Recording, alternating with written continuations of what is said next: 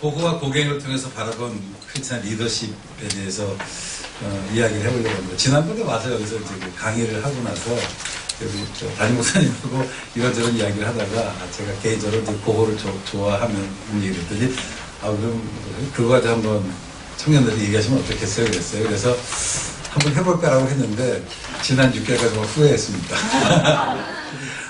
일단은 이 고갱이라는 사람이 만만치 않더라고요. 그리고 인터넷 아무리 구글을 서치하셔도 세상에 누구도 고호와 고갱의 리더십을 비교한 일이 없어요. 제가 그래서 새로운 시도를 했다는 것에서 의미를 좀 갖기는 하는데 고민은 뭐냐면 사실 고호가 누구지는 모르고 고갱이 누구지는 잘 몰라요. 그래서 오늘 제 강의는 크게는 세 파트인데 첫 번째 파트의 한 70%는 고갱 얘기를 하려고 합니다. 왜냐하면 고갱이 너무 잘못 알려져 있어요. 제가 이제 지난 12월 달에 기독교 한문학회라는 곳에서 고갱에 대해서 논문 발표를 했습니다. 그때 이제 우리나라 한국미술인협회 회장, 비평가협회 회장이시고 또 크리스찬이신 그 안동대학교 서성록 교수님이 계세요. 그분이 이제 제 논평을 해주셨는데 하고 나서 그러더라고요.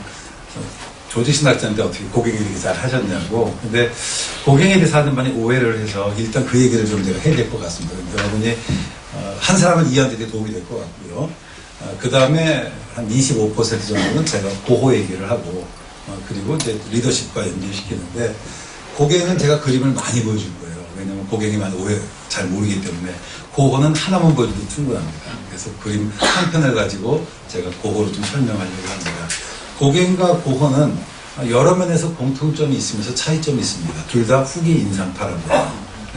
둘 다 정식으로 미술을 공부했던 사람 아닙니다. 이게 소위 이제 뭐 마네라든지 뭔데 르누아라는 사람들이 막 주류가 됐어요. 그래서 이제 할 때에 고기가 같은 경우는 주식 중개인이었어요. 그래서 이제 돈이 쓴 사람이 얼마 전에 연희동에서도 보니까 그림이 좀 발견되던데 돈이 생기면 그림 수집을 하잖아요.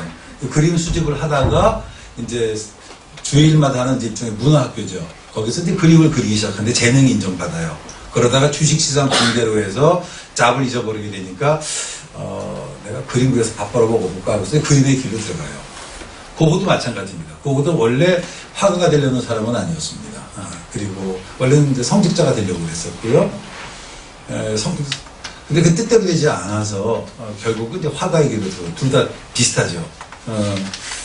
반면에 고갱은 일찍 주목을 받습니다. 일찍 주목을 받고 말년은 둘 다 자살을 해요. 자살하기는 하지만 일찍 주목을 받고 또 이렇게 유명도 해지긴 합니다. 고호는 평생 무명으로 살았습니다.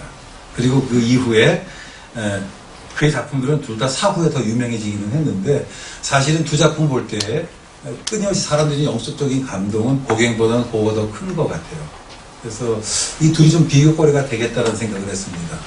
근데 문제는 뭐냐면 여러분이 혹시 이제 네이버에서 초딩들한테 검색해 보시면 알겠지만 고갱을 치시면 고갱의 그림은 기독교적이라고 얘기하고 고호는 또 기독교적 얘기하는 사람이 별로 없어요. 생각보다.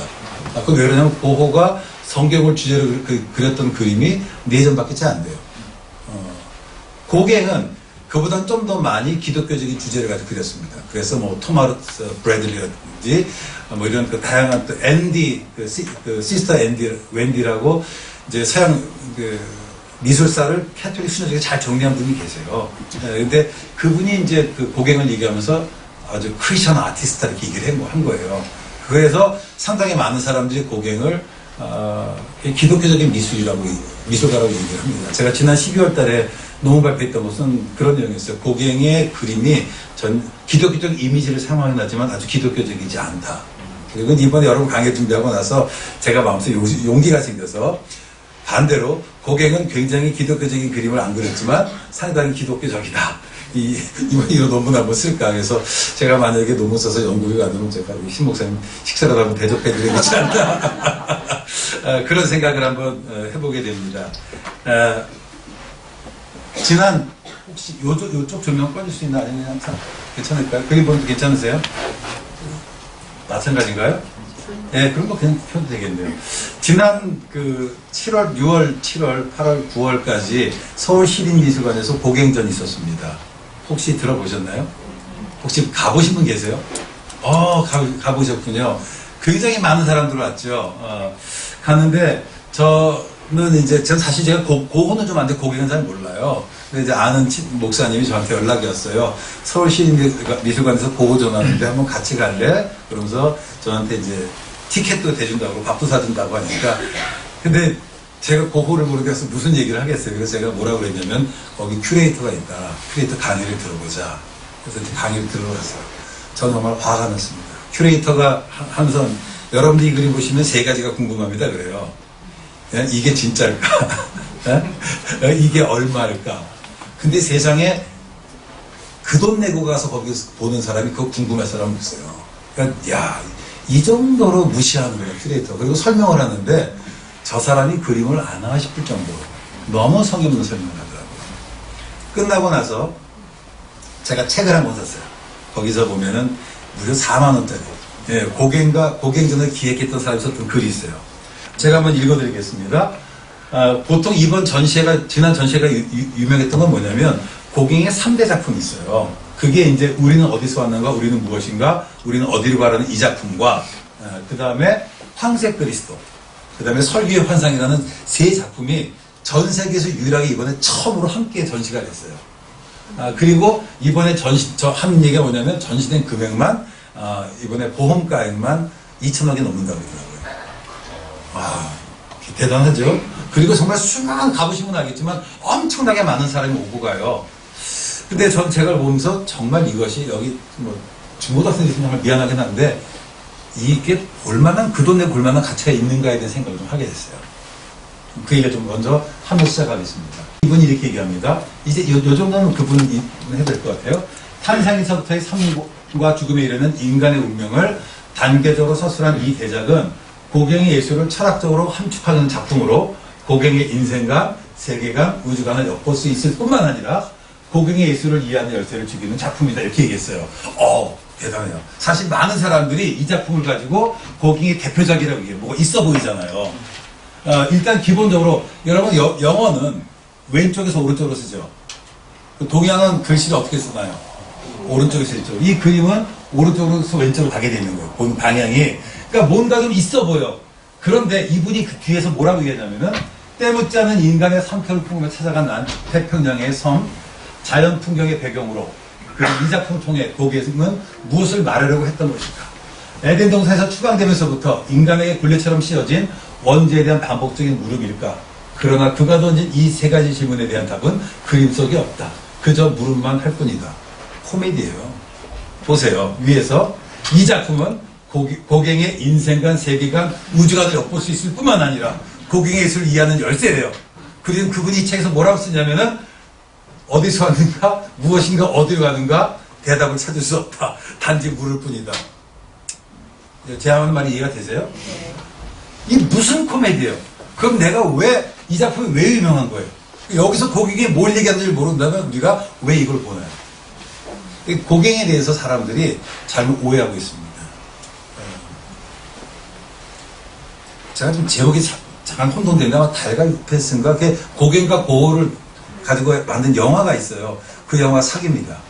거기서는 고호가 되게 이상한 사람으로 고갱이 괜찮은 사람으로 묘사되어 있지만 실제로는 거꾸로입니다. 고갱이 이상한 사람이고 고호가 괜찮은 사람이에요. 실제로 이제 둘 사이 편지가 오고 가는데 어떤 얘기에는 고갱이 자기 친구한테, 베르나라는 친구한테 그런 얘기해요. 고호는 저 사람 예수님이야. 이렇게 얘기해요. 그래서 이 시대에 어떻게 저렇게 살 수 있어? 이렇게 표현할 정도라고.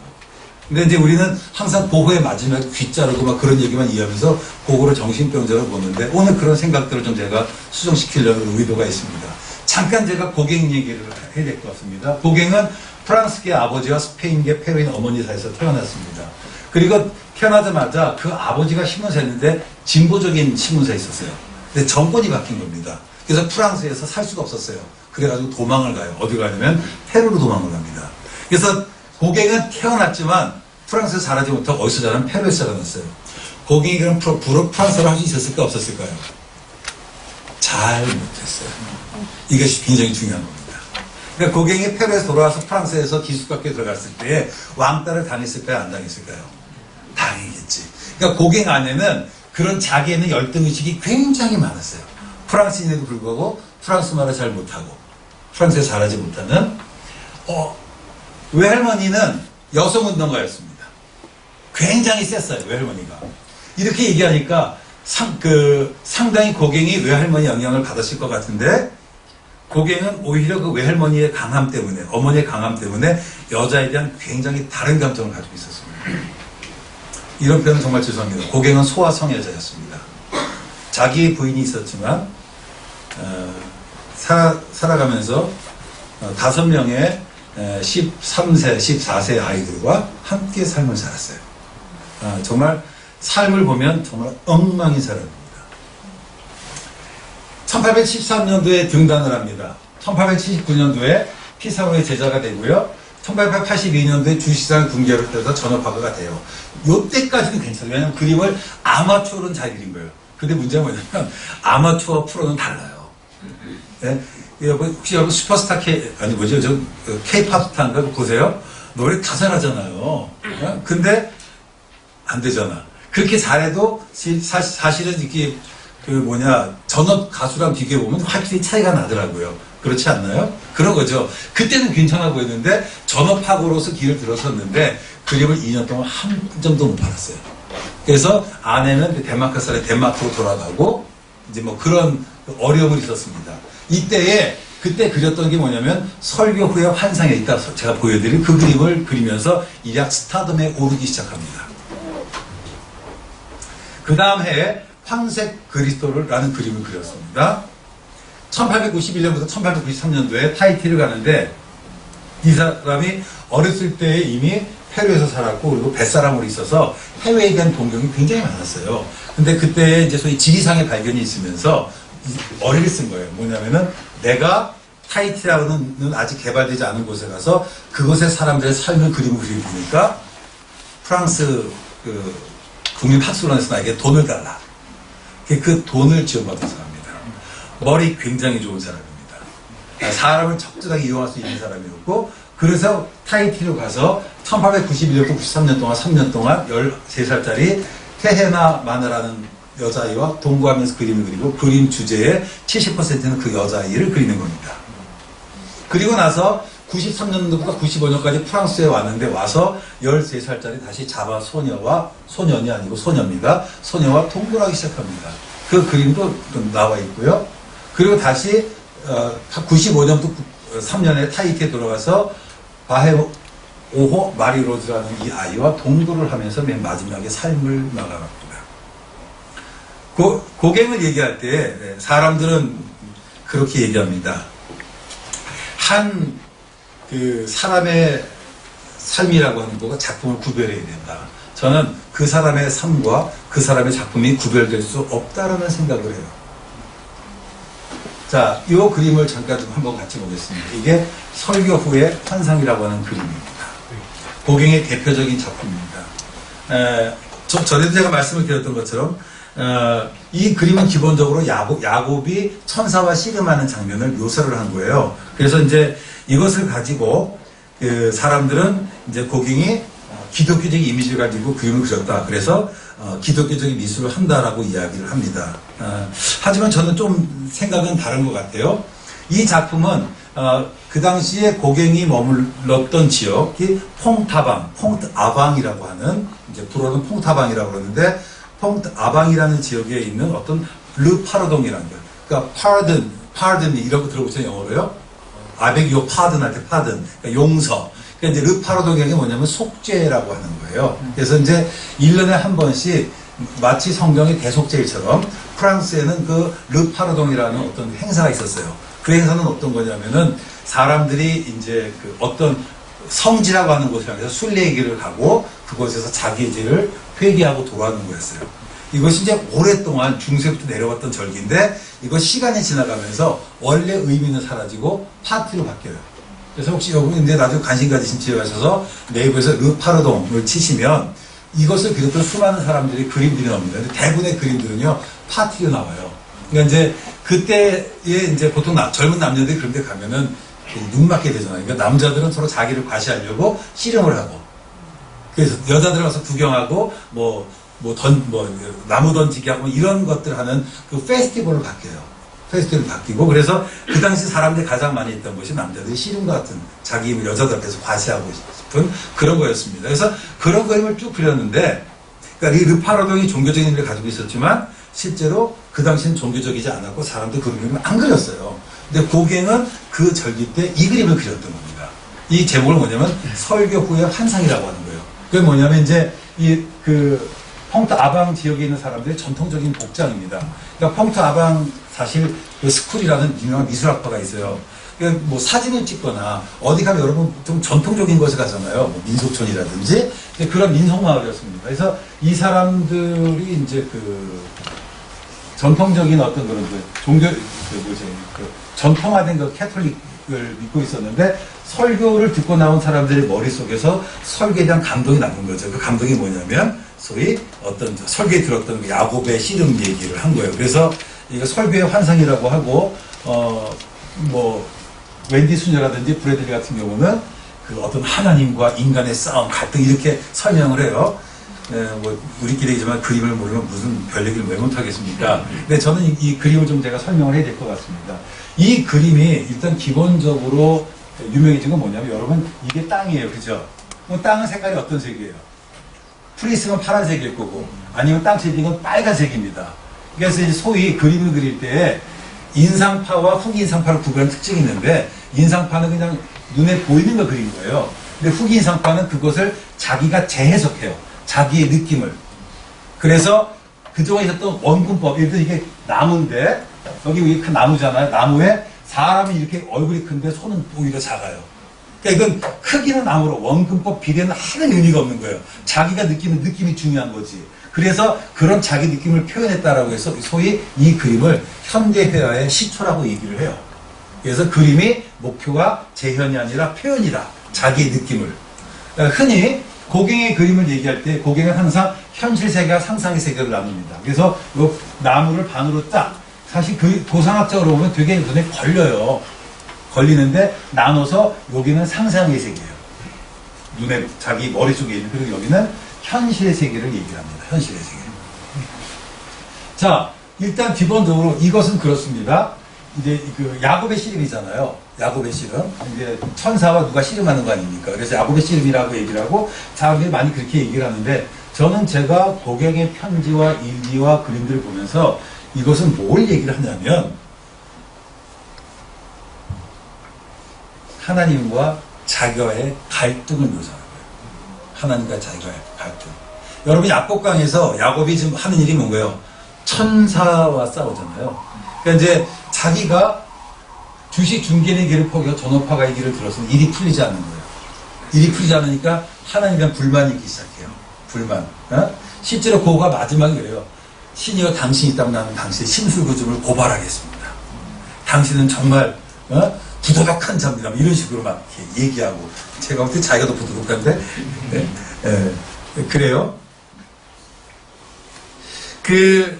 사실은 이 그림이요. 여기 보시면 요게 지금 그 천사와의 씨름 렘브란트의 그림입니다. 만약에 자기가 관심을 갖는 것이 정말 야곱의 씨름이었다면 제목처럼 천사와의 씨름이었다면 이 장면을 크게 그려야 돼요. 그렇죠? 그런데 위에 그림을 보시면 그것보다는 이쪽이 더 많아요. 자기가 하고 싶은 얘기가 딴 게 있는 거예요. 또 드라큘라라고 하는 사람의 지금 그 천사의 씨름이라는 그와 동시대에 있었던 사람의 그림입니다. 이 두 그림과 비교했을 때 고갱 그림은 상당히 달라요. 다른 가지고 있습니다.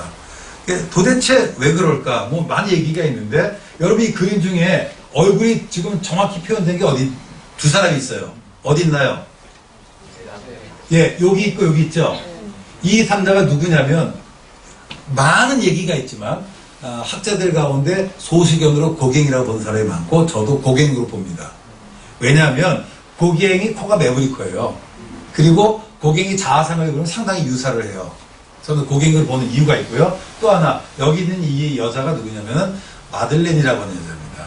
고갱이 자기의 친구 베르나르라고 하는 친구가 있었는데 여동생이 있었어요. 이 여동생을 너무 좋아했습니다. 거듭 얘기하지만 이때 고갱이 결혼을 했나요 안 했나요?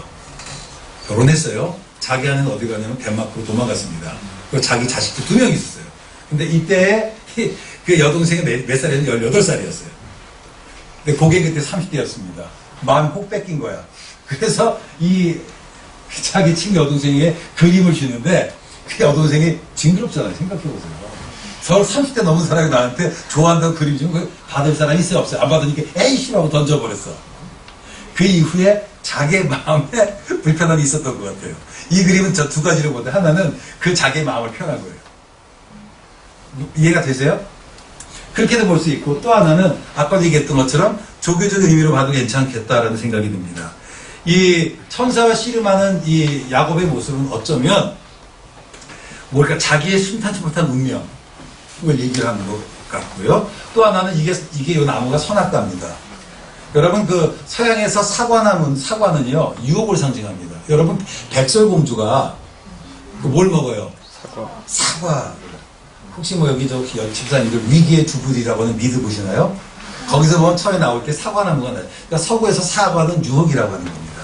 그러니까 이건 뭐냐면 화가의 길을 걸어가려는데 상황은 그렇지 않고 그럼에도 불구하고 I'm on my way. 나는 화가의 길을 걸어가겠다는 어떤 자기의 의지를 그러기 때문에 밑에를 배경을 빨간색 열정적인 그렇게 표현했다고 봐도 저는 크게 들리지 않는 생각이 들고 소수견으로는 혹시 이 두 개의 의미가 있으니까 어쩌면 그것에 자기의 여민을 표현한 것이다라고 생각해요. 저는 어떤 것이라고 해도 어떤 이 둘은 종교적인 것과는 전 상관없는 거예요.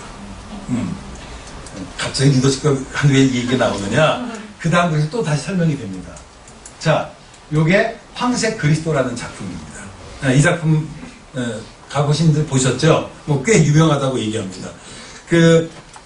이 그림은 펑트 아방 지역에 여기 성당이 하나 있어요. 이게 티레말로 성당이라고 하는 건데 그 성당에 있는 그 십자가상을 본으로 그린 거예요. 그림을 그리니까 이제 이걸 가지고서는 야, 또 괜히 종교적이다 이 안에 경고성이 있는데 다시 얘기하지만 반으로 뚝 나눠서 모든 그림이. 그래서 어떤 거냐면은 이쪽은 현실의 세계, 저쪽은 상상의 세계 나누는 거예요. 그런데 저는 잠깐 이 그림에서 주목할 게 뭐냐면 이 그림이 예수님을 얘기하는지 아니면 다른 걸 얘기하는지 잘 모르겠다는 거죠. 근데 요것을 그린 그 다음에 고갱이 그림 그렸어요. 요거 매부리 거 보이세요? 요거하고 옆모습하고 이어진 그림 보시면 정말 똑같습니다. 계속. 심지어 나중에 감남산의 그리스도를 그리는데 자기 얼굴을 똑같이 그려요. 제 생각에 고갱은 자기가 메시아로 생각했던 것 같아요. 자기가. 요 그림을 다시 보겠습니다. 이게 고갱의 자화상이에요. 자화상인데 자화상 지금 오른쪽에는 황색 그리스도가 있고 여기는 일그러진 형상. 자기가 만든 그 담배 재털이에요. 담배 재털인데 뻘겋고 일그러진 고통에 있는 이게 뭔가 좀 전해주는 메시지가 있는 거겠죠. 다시 이걸 돌아오겠습니다. 제가 하고 싶은 얘기는 이것이 자객이다라고 얘기하고 싶은데 여러분 노란색 있잖아요. 이 노란색 기독교에서는 노란색은 안 씁니다. 황금색은 써요. 왜냐하면 황금색은 성스러운 거예요. 골드, 그쵸? 금멸유관. 그런데 에바 헬런이라는 사람의 세계 유혹이라는 책이 있어요. 여러분 보세요. 보시면 전통적으로 서구에서 노란색은 이게 거짓. 그래서 혹시 여기 쉰들러 리스트라는 영화 보신 분 계세요? 쉰들러 리스트들이 그 흑백 영화인데 유대인들이 가슴에 뭘 달면 별을 달고 있지 않습니까? 근데 그 별은 색깔이 보여요. 그 별이 무슨 색인 줄 아세요? 노란색입니다. 배신자, 기만자. 그래서 15세기에는 창녀들한테도 노란 두건을 쓰게 했고 유대인들도 그렇게 했습니다. 그래서 그 노란색은 뭐냐면 배신, 반역, 거짓, 이교도 이런 의미예요. 그런데 이 예수님의 이 색을 무슨 색을 한 거예요? 노란색을 이게. 만약에 이것을 금색을 했으면 좀 얘기가 달라질 것 같아. 그럼 왜 노란색을 했을까? 그러면 색깔이 주는 이미지가 있잖아요. 우리나라 축구대표팀의 색이 무슨 색이에요? 빨간색, 붉은 악마. 악마라기는 어쨌든 붉은, 북등의 열정이네, 열정. 그렇지 않나요? 이런 것처럼 색이 주는 메시지가 있는데 도대체 왜 그랬을까? 어쩌면 배신당한 그리스도의 고독을 표현하고 싶었던 것 같아요. 배신당했다. 그리고 얼굴을 보시면 상당히 처량하죠. 처량한 그런 모습들을 그리고 있습니다. 또 도대체 이것은 뭘까? 라고 생각하면 그 다음에 자기가 그렸던 이 자화상을 한번 보기 시작합시다. 이 좌상은 저는 이제 왼쪽에 황색 그리스도가 있고 오른쪽에 있는데 이 고개는 항상 자기를 3분의 2쪽으로 이렇게 돌려서 그렸어요. 코를 보시면 상당히 눈이 강렬하죠. 이게 뭐냐면은 앞에서 화가의 길을 걸어가는 그 길이 배신당하고 인정받지 못하고 때때로 이제 붉은 도자기인데 얼굴이 일그러졌지만 지옥에서 고통처럼 그게 힘든 길이지만 그래도 불구하고 나는 화가의 길을 가겠다 자기의 의지를 표현하는 거죠. 그러니까 기독교적인 이미지를 사용하긴 하지만 사실은 기독교적인 주제는 아니라고 하는 겁니다. 이것 때문에 교회 지원도 많이 받았어요. 고갱의 말년 얘기를 잠깐 제가 한번 하고 넘어갈게요. 왜 이렇게 됐나?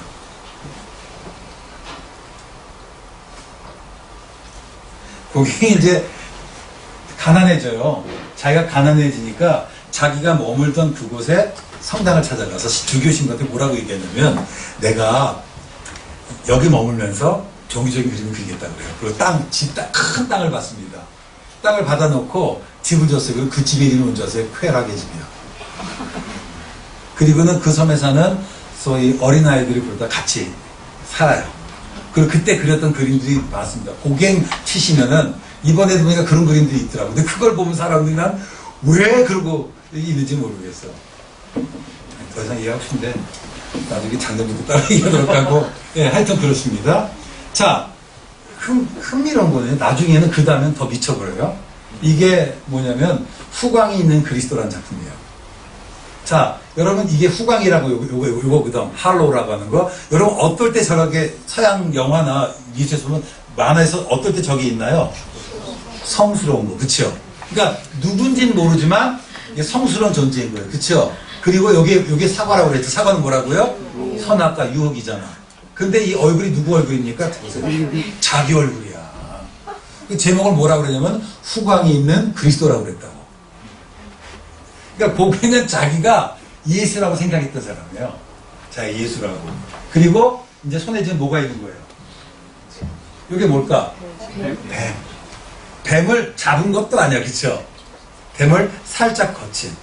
그러니까 유혹의 두 상징을 자기 안에 있는 거죠, 그쵸? 자기 안에 있고 그 모든 유혹 안에서 자기 생각하는 유혹은 뭐냐면은 내가 인정받지 못하지 나 정말 훌륭한 화가야. 사람들 알아줘야만 해. 그러니까 나한테 계속 그림을 그릴 거야. 라고 하는 그런 쪽에서 자기를 이해했던 거예요. 뭐 간단하게 얘기하는데 대충 따라오실 수 있죠? 네.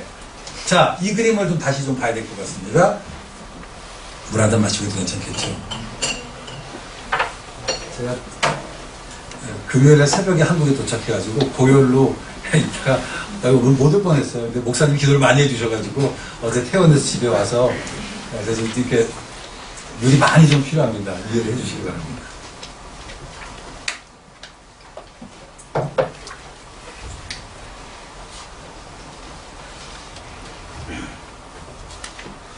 그러니까 결국은 그 고갱이 이제 타이트한 곳에 가서 죽기 전에 이제 사실 삶이 정말 어려워요. 방탕하게 살았기 때문에 방탕해서 돈 다 날려버리고 사실 자기 고갱이 파리로 돌아가려고 그래요. 그런데 파리에서는 어떻게 고갱이 있냐면 그 사람이 마치 선교사처럼 저 외지에 가서 정말 희생하며 살아간다. 미스트에 신비롭게 묘사가 된 거예요.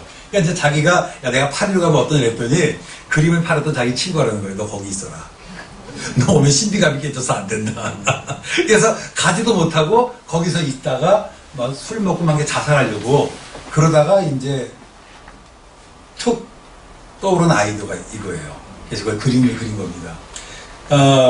고갱은요 굉장히 게으른 사람입니다. 이 그림은요 고갱이 이전에 그렸던 모든 그림을 다 컨트롤 V, 컨트롤 C 한 거예요. 저는 미술을 공부하는 사람들이 왜 그런 건 공부 안 하는지 모르겠고요. 그리고 이 그림은 렘브란트가 그 하와가 선악과는 따는 장면을 그대로 패러디한 거예요. 패러디의 대왕이 누구냐? 저는 고갱입니다. 여러분 제가 지금 계속 고갱 되게 싫어하는 것 같죠? 저는 정말 싫어요. 그래서 거기에 대해서 제가 평을 할 때 좋은 평을 안 합니다. 자, 이건 어떻게 하냐면 인간의 탄생서부터 죽음에 이르는 과정을 얘기를 한 거예요. 자, 잘 보이는지 모르겠지만 여기 어린아이가 있죠. 어린아이 옆에 3명이 있습니다. 근데 이 어린아이가 고개를 어디로 돌리고 있어요? 잘 안 보이시나요? 한 번만 잠깐 껐다 펴주시겠습니까? 그걸 이거는 더 꺼주세요. 앞에 거. 네. 고개가 이쪽으로 가 있죠? 보이세요? 그리고 이 세 명의 여자인데 이 여자 중에 아이를 쳐다보는 사람이 있나요? 없나요? 없어요. 이게 주목할 만한 겁니다. 이게 뭐냐면 그 당시 타히티는 많은 여자들이 서양 사람과 하여튼 하면서 먹고 살게 돼 있었어요. 그러다 보면 이런저런 사생아들이 태어나게 돼 있죠. 근데 사생아들이 그러니까 이 아이가 고개를 반대쪽으로 돌린 건 뭐냐면 버림받은 거예요. 부모가 누군지도 모르는. 그런데 이 타히티라고 하는 그 부족의 특성상 누구의 아이든 부족이 함께 돌보고 키우는 문화는 있어요. 그런데 보시면 엄마는 누구도 아이에게 관심을 갖지 않습니다. 그리고 이 아이 옆에는 동물이 뭐가 있냐면 강아지가 있어요. 제가 지난번에 강의할 때도 말씀드렸던 것 같은데 전통적으로 서양 미술에서 강아지는 정절을 요구를 해요. 정절, 순결. 그래서 결혼식 장면이나 여자아이가 있는 모든 장면에는 강아지가 등장하게 돼 있어요. 이 강아지의 특징이 뭐예요? 로얄티잖아요. 정말 주인에게 신실하지 않습니까? 그런 전통적 모티브가 등장을 해요. 자, 아이가 태어났습니다. 근데 이 아이가 태어났는데 아이의 얼굴이 일그려져 있어요. 집에 가서 한번 컴퓨터를 하시 보시면 어린아이는 빵긋빵긋 웃어야 되는데 저의 얼굴은요 40대 얼굴입니다. 근데 표정을 보시면 어린아이 얼굴이 인생의 모든 고민을 짊어진 듯한 인생이라는 것 자체가 고통으로 봤던 것 같아요. 이 사람은. 그리고 요것이 뭐냐면 선악과를 따는 건데 여러분 선악과를 남자 같다요? 여자 같다요? 여자 같다죠? 남자예요? 여자예요? 남자예요. 이게 또 중요한 거라고. 선악과를 따는데 그 따는 거는 남자야. 제가 이번에 태국을 갔어요. 태국을 가가지고 이제 마지막 날 이제 몸이 좀 피가 마사지를 받으러 갔어요. 마사지를 가면은 마사지를 해준 사람이 여자들이잖아요. 근데 정말 너무 이쁜 여자가 들은 거죠. 저한테 마사지를 해주고 그걸 혼자 있는 건 아니었지만 이렇게 쭉 같이 있는 데였지만 얘기를 하는데 손님 어서오세요 이러더라고. 남자였어. 그 당시에 타히티에도 그런 사람들이 굉장히 많았어요. 즉 여장 남자들이. 지금 이 선악과를 따먹는 것을 이야기를 하면서 왜 여자로 얘기하지 않고 남자로 묘사했을까? 한번 생각해볼 만하지 않겠어요? 궁금하지 않으세요? 궁금하지 않으면 할 수 없고. 자, 선악과를 따먹고 에덴에서 쫓겨난 신라본의 모습들을 그린 거예요. 쫓겨난 인간들이. 자, 이 아이가 지금 사과를 먹습니다. 어린아이가. 이 아이 사과 먹는 옆에 동물이 뭔가요? 고양이야. 어린아이 앞에서 뭐라 그랬나요? 적어도 서양 미술에서 여자 옆에는 뭐가 나온다고요? 강아지가 나와야 되는데 고양이. 검은 고양이 네로 트로트라 죄송합니다. 이랬다 저랬다 장난꾸러기잖아요. 이랬다 저랬다 이게 막 변덕이거든. 그러니까 이제 적어도 서양에서 고양이는 음흉한 것, 변덕이 많은 것 이렇게 묘사를 하는 거죠. 그래서 이 전통적인 어떤 그런 그 여자 또는 어떤 그 삶에 대한 이미지도 바꿔버리는 거예요. 말은 예덴 동산에 있는 것을 모티브로 하고 있는 것 같은데 그 다음에 요 텀을 지나서 이게 누구냐면 죽음의 신 희나입니다. 타히티에 있는. 그리고 그 옆에서 기도하는 사람. 여기 다시 자세히 보시면 어떤 한 여인이 있죠. 여기서 이 아이가 이런 과정을 통해서 자라나서 결국은 죽음을 기다리는 그 모습이다. 이게 그린 거예요. 이게 이제 소위 우리는 어디서 왔는가. 자, 제가 그분의 글을 잠깐 읽겠습니다. 이것을 보통 사람들이 타히티판 창세기라고 얘기를 하는데 그건 자기 친구 몽프라는 사람이 죄송합니다. 표현이 뻥을 쳐서 그렇습니다. 얘기를 하겠습니다. 12월에 자살의 결심이 얼마나 확고했는지 나는 말해둬야겠네. 나는 죽기 전에 머릿속에 떠오른 구상을 위대한 작품으로 남겨야 되겠다고 생각했네. 그래서 한 달 내내 잠도 자지 않고 믿지 못할 만큼 작업에 열정적으로 몰두했지. 그래서 쭉 얘기합니다. 오른쪽 밑에는 한 아이가 잠들어 있네. 그 옆에 세 여자가 웅크러지고 앉아있네. 그리고 그 뒤로 자주색 옷을 입은 두 사람이 무슨 얘기인가 나누고 원근법을 고려한다고 해도 몸집이 아주 커 보이는 한 사내가 쭈구리가 앉아서 허공을 손으로 손편째 무엇인가 바라보지. 이 사람들은 모두 자기의 운명을 생각하는 거라네. 그리고 그림 한가운데는 과일을 따르는 사람이 있고 그 곁에 아이와 고양이 두 마리가 있네. 하얀 염소도 있지. 쭉 설명하는 겁니다. 자, 고갱이 도대체 여기서 무엇을 얘기하려고 했느냐. 어린 시절부터 불행은 늘 나를 따라다녔어. 행운은 나는 한 번도 행운을 받아본 적이 없어. 기대해 본 적도 없어. 운명은 내게 적대적이었지. 하나님, 정말 당신이 존재한다면 나는 당신의 부당함과 심술부심을 고발하려고 합니다. 덕성, 노동, 지혜 다 무슨 소용입니까? 죄만이 이성적이고 논리적입니다. 이제 내 생명의 기운은 점점 더 사그라들고 분노는 나를 자극하지 못합니다. 그리고 체념과 함께 저는 생각합니다. 아, 진전이 저는 이 불멸의 밤이요. 그걸 죽어가는 거예요. 마지막에 썼던 편지입니다. 그러니까 저는 뭐냐면 이 그림은 뭐냐, 자기의 삶의 모습을 그냥 반영하는 거예요. 그러니까 본인이 그러니까 기독교 문화권 속에서 살아왔기 때문에 기독교에 대해서 이미지를 알고 있었어요. 그리고 기독교적인 이미지를 어땠든 자기가 사용을 해야 어떤 사람들에게는 그것이 팔릴 걸 알고 있었던 겁니다. 그래서 자기의 성공을 위해서 기독교적인 이미지를 사용합니다. 뿐만 아니라 왜 이 어린아이들하고 동거를 하기 시작했냐면 모델을 구하면 돈이 들어. 또 뭔가 이제 또 이게 다른 사람하고 같이 지내다 보면 이런저런 병동기일 수 있잖아요. 그러니까 정말 인간적이고 이기적인 나쁜 동기로 해요. 그래서 이제 그림을 그리기 시작합니다. 그리고 나서 이게 자기 내린 결론이 뭐냐면 죽음을 기다리는 그냥 한 사람의 모습으로 이렇게 그리고 있다라고 이야기를 하는 겁니다. 고갱이 자기의 글에서 얘기하는 거지, 이거는 고갱이 죽기를 결심하고서 난 후에 그린 거예요. 여기서 고갱이 말하는 게 무엇이었을까? 저는 이거 같아요. 버림받음. 앞에서 얘기했었죠. 프랑스인지만 불어도 잘 못하고 뭐 그런 버림받음의 어떤 인생이라고 하는 것이 무엇이냐? 버림받음이라고 저는 얘기를 했던 것 같습니다. 자기가 열심히 살아보려고 했지만 사실 열심히 살아보지도 못해서 고갱은 재주가 되게 많은 사람이었습니다. 그러니까 자기의 많은 재주가 오히려 자기에게 올무가 된 사람이었다. 고갱은 단 한 번도 신실한 사람이 없었어요. 신실하지를 못했습니다. 그러니까 사람 자체가요, 고약해가지고 삐뚤어져 있는 사람이었는데 이 타이티에서 어떤 일이 있었냐면 고갱을 도와줬던 사람이 있어요. 도와줬던 사람이 있으니까 고갱이 그때 그 사람의 7살 먹은 아이가 죽어요. 그 아이의 얼굴을 내가 당신의 아이의 얼굴을 기리해서 그리고 그려주겠다고 그래요. 부모 입장에서 고맙잖아요. 이번에 전시에 그 그림이 있습니다. 고갱 그러고 여러분 죽음을 쳐보시면 그 그림이 있는데 어린 아이인데 얼굴은 50대야. 그러니까 그 부모가 깜짝 놀랐던 거예요. 그러니까 고갱은 마음이 삐뚤어진 사람입니다. 고마울지도 모르고 사람을 이용만 할 줄 아는 사람이었고 사람에 대한 연민도 없어요. 여러분 고호가 왜 귀를 잘랐는 줄 아십니까? 제가 여기 안 했구나. 그 고호와 고갱이 아르리안 집에서 고호가 고갱을 초청을 해요. 초청해서 둘이 같은 집에 머무르는데 그때 고호가 즐겨 갔던 그 펍이라고 하는, 우리말로는 선수집인데 참 애매한 것 같아요. 음식도 팔고 뭐 술도 팔고 뭐 커피도 파는 그런 곳이에요. 근데 그곳에 여주인이 있었는데 여주인을 모델로 그림을 그렸는데 고갱은 술집 작부처럼 그렸어요. 고호는 그 여자를 귀부인처럼 그렸습니다. 자기 손에 있는 책을 갖다 놨어. 사람을 보는 관점이 나오는 거예요. 고호는 그 사람이 직업이 어떠하든 그 사람에 있는 아름다운 내면을 본 거죠. 고갱은 그냥 겉모습만 본 거예요. 그것이 서로 싸워요. 화나니까 고호가 자기 귀를 자르는 겁니다. 그러니까 그런 앞뒤 상황을 모르면 고호가 미치둠처럼 보일 수 있어요. 하지만 저는 그 작품 보면 눈물이 나요. 저희 친구가 썼던 소설이 생각납니다. 사람이 그리워서 흰잎길을 맨발로 울면서 걸어간다. 저는 고호를 특징지만 고호는 사람이 그리웠던 사람이에요. 제 친구는 대학 때 민주운동했던 사람이에요. 그 친구가 저한테 그러더라고. 영환아, 나는 사람이라는 이름만 들어도 눈물이 나. 고호는 그랬던 사람 같습니다. 근데 고갱은 전혀 그렇지 않은 사람이었습니다.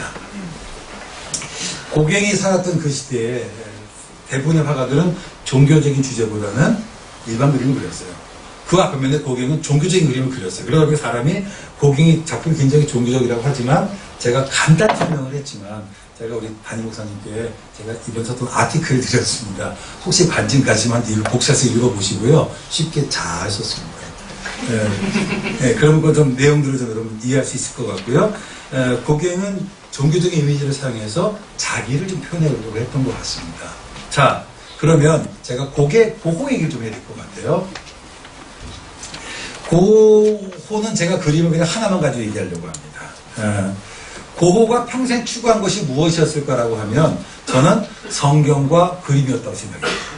고호는 한 손에는 성경을 그리고 한 손에는 붓을 두고 살았던 사람이고 그리고 평생 그 두 길을 추구했던 사람입니다. 고호는 원래 성직자가 되고 싶어 했어요. 하지만 성직자가 결국 되지 못합니다. 고호는 화가가 되고 싶었습니다. 근데 화고로서 성공하지 못했어요. 우리가 아는 것처럼. 평생 단 한 점의 그림을 팔았습니다. 근데 그 그림도 결국은 그림을 그냥 억지로 사준 거고, 그 사람이 그것을 덧칠해서 다른 사람 그림에 배경판을 썼을 정도로 정말 불안한 삶을 살았다잖아요. 그 같은 사람들이. 그에게 제가 볼 때 고호는 성직자였던 것 같아요. 많은 사람들이 고호가 귀를 자르고 자살하고 했던 것 때문에 고호가 굿 크리스찬이라는 잘 모르는데, 저는 고호가 정말 굿 크리스찬이라는 생각이 들어요. 훌륭한 목회자였다는 생각이 듭니다. 그에게 있어서 그림은 자기가 성직자가 되려고 했지만 그것이 안 될 때의 차선으로 선택한 길이었습니다. 동생 태호가 있어요. 동생 태호에게 보낸 편지에서 그런 내용이 있습니다. 내가 보니까 최근 들어서 교사와 성직자보다 더 좋은 직업이 없다는 생각이 들어. 특별히 그 중간쯤에는 선교사 정도. 그러니까 선교사가 뭐냐면은 오늘 우리 같은 선교사보다는 전도자 정도가 맞는 것 같아요. 뭐 좀 교육전사님 정도? 요런. 그게 좀 더 정확할 것 같은데, 그쪽이 좀 지금은 나한테 맞는 것 같아. 그래서 런던 선교의 그 선교사가 돼요. 그래서 이제 그 영국 도버 해협 근처에 있는 램스게이트라고 하는 말이 기숙학교 교사로 갑니다. 그거에 있어서 이제 외국어를 가르치고 수학을 가르쳐요. 근데 그 프랑스어 수학을 가르칠 때 여기 있는 학생들의 부모가 이제 이번에 여러분 참 저기 가시죠. 영국에 가시면 이제 뭐 옥스퍼드를 가셨다고 그러더라고요. 내년에는 꼭 브리스톨을 가십시오. 브리스톨을 꼭 가시죠. 왜냐하면 그것이 노예무역의 중심지고 빈부의 격차, 올리버 트위스트의 배경, 하여튼 영국을 아는데 가장 좋은 곳은 여러분 브리스톨이에요. 그래서 대부분 있는 사람들이 산업화 때문에 서울에 런던 있는 브리스톨로 가고, 아이들이 돌고 있으니까 아이들을 기숙학교로 보낸 거예요. 근데 부모들이 값싼 노동력을 받기 위해서 갔기 때문에 그 기숙학교가 질이 좋지를 않았어요. 그리고 그 학교 교장 선생님이 아이들을 함부로 대했어요. 부모가 올 때는 좀 잘해주고, 이제 안 오면 또 막 함부로 대하고. 근데 이제 부모들이 학비를 제대로 못 보내주니까 고한테 가서 학비를 좀 받으라고 얘기를 해요. 그래서 고가 런던으로 갔는데 집을 방문하는 순간 차마 학비를 내라는 말을 못한 거예요. 너무 삶이 비참해서 그냥 왔습니다. 석 달 만에 해고당해요. 그래서 소위 선교사로서의 길을 거절하게 됩니다. 그래서 자기가 그렇게 생각했던 게 뭐냐면, 내가 만약에 저렇게 어려운 사람의 현실을 바꿔줄 수 없다면 오히려 내가 성직자가 돼서 그들의 마음을 바꿔주면 어떨까. 그러니까 그거는 기본적으로 어쩌면 성직자조차도 약한 사람을 돌리려고 하는 어떤 하나의 포아들스죠. 그 동기가 좀 작용했던 것 같습니다. 근데 목회자가 되려고 했지만 그거가 잘 안 돼요. 왜냐면 그거가 나이가 많이 들었고 어렸을 때에 교육을 잘 못 받았어요. 그래서 히브리 헬라어를 못했습니다.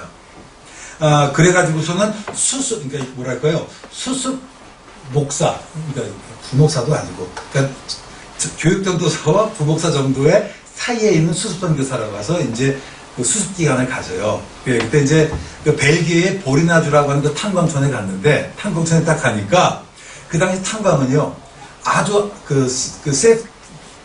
안전시설이 안 돼 있어도 폭발 사고가 굉장히 많이 났습니다. 사고가 많이 나고 사람들 많이 죽고, 그래서 고호가 그 광부들을 위해서 광부들이 사고가 나면 갱도로 들어가고, 심지어는 의사가 포기한 사람을 간호해서 살리기도 하고 같이 살았어요. 그들과 함께. 그런데 그것 때문에 6개월 만에 쫓겨났습니다. 당신은 목사 될 자격이 없다고. 왜냐면 목사가 품위 없이 어떻게 탄광선에 들어가서 사냐고. 고호가 추격을 받았습니다. 이거는 아니다. 그렇죠? 이거는 아니다. 그래서 이제 그거를 포기합니다.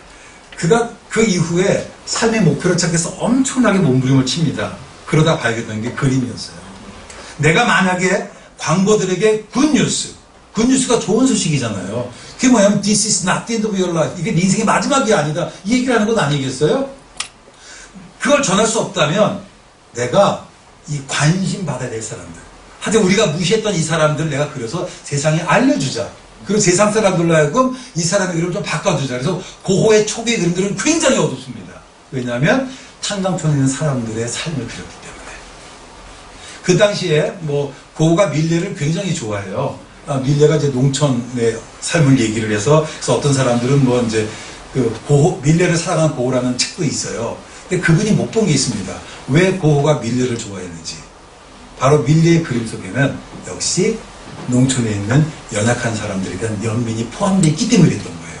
그래서 그것에 밀레의 그 씨 뿌린 사람들을 고흐가 모작도 굉장히 많이 합니다. 그러니까 모작하는 이유 중에 하나는 뭐냐면 그 연민들을 자기가 본받고 싶어서 그랬던 거예요.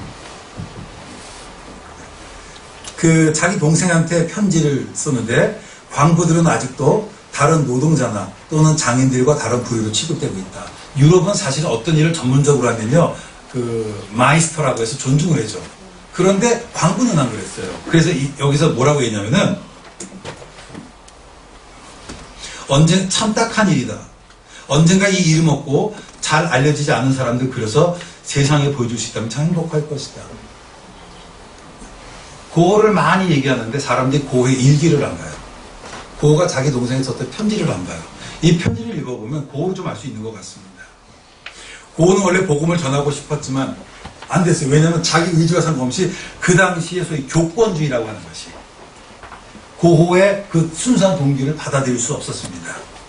그래서 이제 자기는 그림을 통해서 가난한 사람들의 삶을 세상에 보여줌을 통해서 사람들에게 이 고통받고 연약한 사람들을 좀 보이고 싶었던 거죠. 다시 봅시다. 예수님께서 이 땅에 오셨을 때 예수께서 누구를 찾아가셨습니까? 가난한 자, 병든 자, 소외된 자였습니다. 그 당시에 종교인들이 있었어요. 제사장, 서기관, 바리새인들. 그 사람들은 어떻게 했나요? 너희는 왕따야, 따로 놀아. 부분을 짓고 함께 밥을 먹을 수도 없고 자기들 공동체도 들어올 수 없었어요. 함께 어울릴 수 있는 사람들을 정해놨습니다. 근데 예수님께서 그들을 찾아가셨어요. 저는 고흐는 정말 예수님 말씀처럼 살아갔던 사람이다.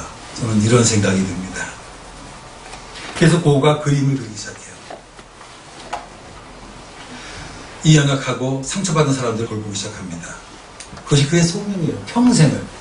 한 손에는 성경을, 한 손에는 불철들을 들었지만 이 두 가지 중에서 하고 싶었던 건 단 하나예요. 그 바로 뭐냐면 연약한 자들을 돌보는 거였습니다. 그리고 결국 그 이후에는 그 헨리 나우엔이 그렇게 얘기하잖아요. 고흐는 상처 입은 치유자다. 결국은 그런 후대에 자기를 통해서 많은 사람을 치유하게 합니다. 사후에 얘기긴 하지만 이제 특별히 잠깐만 그림을 좀 여기 이쪽 조명을 줄여주시겠습니까? 이 그림을 중심으로 해서 고흐가 추구한 것이 무엇인가를 좀 제가 설명을 해드려야 될 것 같아요. 이 그림은 Still Life in Open Bible 1885년 썼는데 우리말로는 성경이 있는 정문화다라고 했어요. 이 그림은 고흐가 자기 아버지가 죽고 난 다음에 자기 아버지를 기리면서 그렸던 그림입니다. 근데 고흐와 아버지 사이가 굉장히 안 좋았어요. 굉장히 안 좋고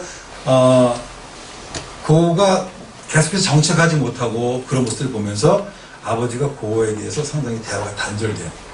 그리고 근데 그 당시 고흐가 뭐 에밀 졸라라든지 또는 뭐 이런 그 당시 19세기 소설가들의 글을 많이 읽으니까 아버지는 야, 넌 그 세속적이지 읽지 마. 막 이렇게 얘기해서 흔히 많은 사람들이 얘기할 때 이 그림을 가지고 고흐가 전통적인 기독교부터 떠난 것이다. 아버지 종교를 거부한 것이다. 여러분 네이버 보시면 대부분이 또 미술사가 그렇게 많이 표현을 해요. 그래서 저는 좀 다른 견해를 여러분에게 좀 제시하려고 합니다. 이 그림을 좀 보면 여기 펼쳐진 아버지의 성경책이 있습니다. 그죠? 성경책 여기는 뭐가 있어요? 초가 있다. 어떤 초입니까? 꺼진 초입니다. 그리고 옆에는 뭐가 있냐면은 소설책 한 권이 있습니다. 이 화폭에 담겨진 이 세 가지 성경과 소설책과 초는 고흐에게 다 특별한 의미가 있는 것들이었습니다.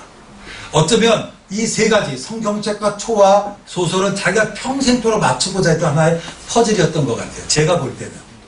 다시 한번 한 손에는 성경을, 한 손에는 뭐라 해야 한 손에는 붓을. 무엇을 위해서? For others. 다른 사람, 연약한 사람을 위해서. 먼저 우측 상단에는 꺼진 초잖아요. 꺼진 초가 뭘 의미하는가라고 할 때 네덜란드의 그 메멘토 모리파라고 하는 게 있어요. 그게 뭐냐면 이제 고흐가 네덜란드 그림을 굉장히 또 좋아해요. 근데 거기서 통해서 이 초는 뭐예요? 인간의 유한성을 상징하는 거죠. 그러니까 누가 죽었을 때도 이제 초를 꺼진 그림을 한다든지. 그러니까 결국 저것은 일단 첫 번째로는 아버지의 죽음을 위한 것일 수도 있죠. 또 하나는 인간의 유한함을 얘기하는 것일 수도 있겠지.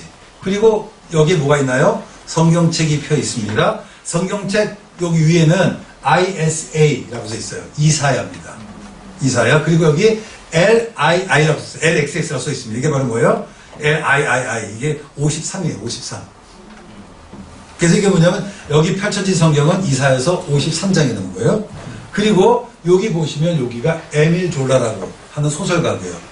그리고 여기 있는 요 책의 제목인데 그것이 바로 뭐냐면 삶의 기쁨이라고 하는 그 라조 디 비비레라고 하는 그 책이 있습니다. 고흐가 아버지가 죽던 해에 이 그림을 그렸습니다. 특별히 성경과 이 책을 함께 배치시키기 되게 궁금하잖아요. 이것이 왜 그랬을까? 많은 비평가들 중에 상당수가 이 그림이 아버지의 전통적인 종교로부터 떠나서 에밀 졸러가 상징하는 모더니티로 내가 귀화한 것이다. 그것을 보여주는 것이다. 라고 해석을 합니다. 우리나라에도 김상돈 교수가 얘기하는 게 뭐냐면, 고흐가 에밀 졸러의 소설을 성경 앞에 놓음으로써 성경을 떠나서 기독교 신앙의 결과를 선언하는 것이라고 주장을 하는데, 그러기엔 좀 문제가 있어요. 그러면은 저 같으면 이걸 더 크게 그릴 것 같아요. 그쵸? 그러니까 도상학적으로 말은 그럴 것 같은데 실제로 도상학적으로 좀 문제가 안 돼. 그러니까 저는 너무 사람들이 고흐를 볼 때 고흐에게 알려졌던 잘못된 내용, 어떤 편견 가지고 고흐를 좀 많이 보는지는 않나라는 생각이 듭니다. 만약에 고흐가 기독교와 모더니티를 대비시킨다면 저는 성경을 여기서 좀 더 작게 해도 되고 책을 크게 해도 상관없을 것 같아요. 근데 그렇게 하지 않았다라고 하는 겁니다.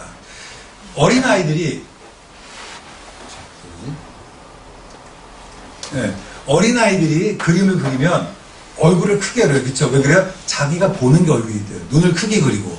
그러니까 만약에 고흐가 관심이 모던이었다고 한다면 이 책을 크게 그렸을 거라고. 그것으로 마음에 안 된다는 거죠. 오히려 그거보다는 성경책이 크게 묘사된 것은 적어도 이 그렸던 1885년도까지는 오히려 성경이 에밀 졸라의 소설보다 고흐에게 더 많은 영향을 미쳤다. 이게 더 적합하지 않겠습니까? 하지만 문제는 여전히 남아요. 그건 뭐냐면, 그럼 왜 고흐가 에밀 졸라의 소설을 성경극에 배치시켰냐 이거예요. 그냥 성경만 하면 되잖아요. 이 문제 좀 풀어야 될 것 같습니다. 학자 가운데 캐트린 에릭슨이라는 사람이 뭐라고 얘기했냐면, 고흐가 거부한 것은 자기의 종교적 열정을 받아들이지 못했던 전통 교회였지 기독교 복음은 아니었다라고 얘기를 하면서 기가 막힌 얘기예요. 이 두 개가 함께 있으니까 양자를 신디사이즈 하는 거다. 서로 종합하는 것이다. 이렇게 얘기를 했어요. 그럴 수도 있을 것 같기는 해. 근데 단지 함께 있다는 것 때문에 종합했다고 보기 좀 어려운 것 같아요. 저는 이렇게 봅니다. 고흐가 한 손에 뭘 들고 있다고요? 성경. 한 손에는 붓. 저는 붓이 소설일 수도 있는 것 같아요. 그러니까 결국은 저는 볼 때 고흐가 이 두 책을 함께 놓은 것은 둘이 다 같은 얘기를 하고 있기 때문에. 증거로 제가 보여드릴게요. 자, 고흐가 여동생 빌헤메나에게 2년 후에 쓴 편지예요. 성경만으로 우리에게 충분할까? 내 생각에는 요즘 같은 시대는 예수님도 우울에 잠기는 사람들에게 말씀하실 것 같아. 이 우울, 그러니까 depressed, 그러니까 절망에 빠진 사람들에게 예수님께서 말씀하실 것 같아. 여기가 아니다. 일어나 나가거라. 어찌하여 살아있는 자를 죽은 자들 가운데서 찾느냐. 그러니까 지금 예수님께서 이 시대 지금 절망 속에 사람들에게 말하고 싶은 거죠. 그 뭐예요? Rise up. 일어나라는 거잖아요. 이 절망을 딛고 일어나라. 그 얘기를 하고 싶다는 거죠. 말과 글이 여전히 세상에 빛으로 남고자 한다면 이 말과 글은 뭘까요? 교회에서 얘기하는 선포. 또 복음이겠죠. 한다면 우리가 살아가는 시대는 그리스도인들의 과거의 세상을 변화시킨 것 같은 깨끗한 양식이 비교될 수 있는 위대하고 선하고 근본적이고 사회 전체를 혁명시킬 수 있는 그런 말과 글이 되어야 된다는 것을 명심해야 된다 이거예요. 좀 문장이 길지만 그래도 제가 우리나라에 나왔던 것 중에 제 번역을 잘하거든요. 기대해 보시면 이런 얘기입니다. 자, 오늘날 교회에서 얘기하는 선포가 정말 의미 있으려면 아니면 세상을 그 당시 19세기 사람들이 생각했던 것이 인간의 힘으로 세상을 아름답게 건설할 수 있다고 그랬거든. 고갱 같은 경우도 막 그런 기만을 막 해요. 근데 정말 우리가 그러려면 정말 신학성이 이렇게했던 그 당시의 예수님의 제자들처럼 선하고 정말 도덕적이고 그리고 뭐가 좀 great, 위대한 어떤 그런 어떤 그 사회 전체를 바꿀 수 있는 그런 것이 돼야지 사탕발인 같은 것으로 해서는 안 된다. 그런 걸 자기가 표현한 겁니다. 고는 얘기합니다. 성경만으로 의미를 우리에게 충분할까? 많은 사람들이 이걸 가지고 성경은 뭐냐, 올드 패션, 에메졸라는 뉴 아이디어 이렇게 얘기한다고 보지만 그렇지 않습니다. 이것은 성경이 오늘을 살아가는 우리들에게 어떤 줄 수 없는 낡은 사고를 얘기하는 것이 아니에요. 그 다음에 동생에게 이런 편지를 씁니다. 우리는 과거보다 현재에 충실해야 된다. 옛것을 되돌아보는 것은 치명적이다. 그러니까 막 새 것을 강조하는 것 같잖아요. 이거를 보고 대부분의 사람들이 모더니즘을 구현했다고 얘기하는데 여기서 말하는 옛것이 뭐냐는 거죠. 여기서 말하는 것은 인습에 사로잡힌 교회예요.